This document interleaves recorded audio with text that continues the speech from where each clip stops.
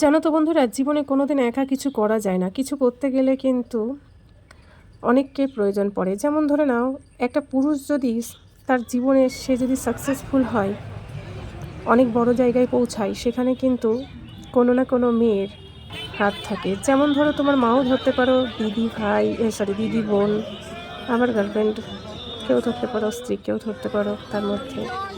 তেমনি কিন্তু একটা মেয়ের সাকসেসফুলের কারণেও কিন্তু তার ফ্যামিলির সাপোর্ট দরকার। যদি তার বিবাহিত জীবন হয়ে যায়, তার হাজব্যান্ডের সাপোর্ট দরকার। তবেই কিন্তু একজন পুরুষ হোক বা মহিলা জীবনে সাকসেসফুল হতে পারবে। আমি দেখেছি, তুমি নিজে যত যাই করো না কেন, একজনের সাপোর্ট খুব দরকার। আর এই যে দেখো, আমি হেঁটে যাচ্ছি তো কিভাবে একজন দেখছে, মনে হচ্ছে কোনো দিন মেয়ে মানুষ দেখেনি। সে কিন্তু একজন মেয়ে। তো কেন দেখছে জানি না, এটা তোমরা বলো কেন দেখছে।